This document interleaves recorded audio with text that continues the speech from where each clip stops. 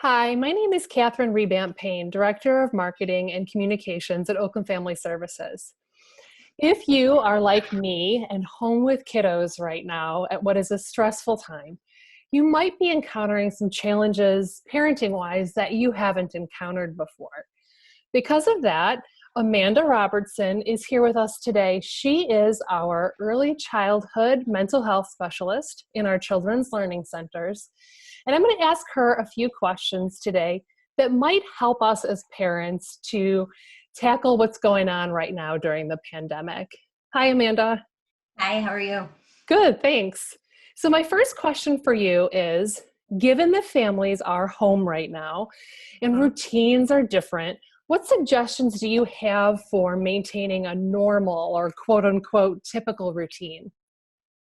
I think it's important that structure is great for kids, but you don't have to schedule every moment of every day. That's just going to cause unneeded stress on everyone. And really, your structure should be kind of based around the natural flow of your family. If you're not early risers, no need to try to get up and start things super early in the day. Go with your flow, go with what's normal for you guys, create that structure that kids crave, maybe some activities, outside time, but be flexible. If things aren't working or, kids have off days too, be willing to change. Maybe they need a break from the online schooling to go outside for a little bit. So consistency, but also being flexible. Okay, great. So my second question for you is, what are some ways that parents can talk to young children right now, like maybe 3, 4, 5, 6 years old, about what's happening in the world?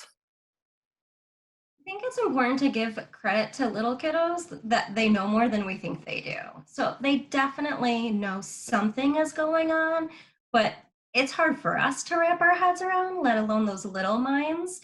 So I think sticking to basics so that they at least have some information. People are sick.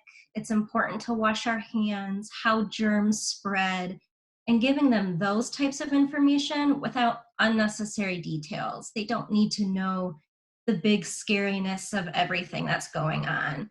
And really using age appropriate language. So, talking in simple terms that they can understand, only providing what they need to know, and then focusing on what's going on in your family. If you're all healthy, reminding them they are safe, they are with you, you're healthy, you guys are doing what you need to do.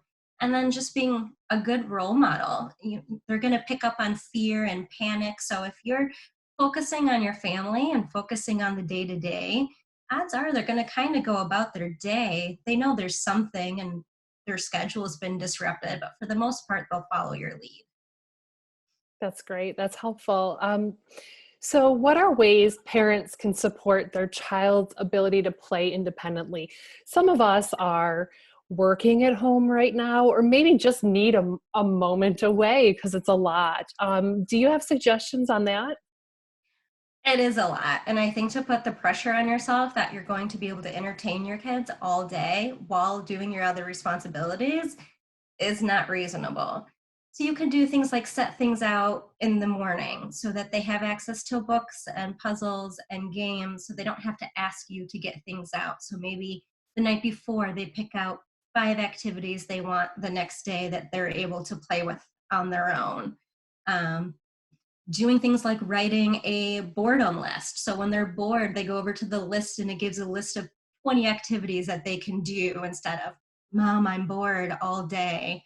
So just giving them access, taking times out to be intentional and make those connections, but just letting them play, let them go outside and just do simple things. Not everything has to be a big production all day. That's going to help me too. Those are great suggestions. So, I have one last question for you. Um, as we said, it's a really stressful time right now, and children may regress. So maybe they're crying, bedwetting after they've already stopped that, having temper tantrums. Why do children regress like that right now at times like these? Why would that happen? I think it goes back to that they know something's going on, but they don't know what. And kids that age, they lack the language and the vocabulary to explain what they're feeling. So those big emotions come out in behaviors. So they go back to what used to be comfort and what used to feel safe. And they're trying their best to make sense of something that doesn't make sense. So you might see big behaviors. Their routine is completely off. They're missing people they're used to seeing. They have all these big emotions and don't understand why.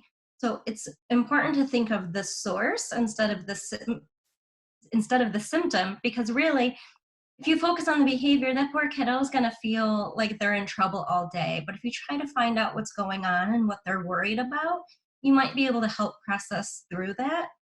So I think just remembering that they're doing the best they can and you're doing your best, and just talking it through as much as you can.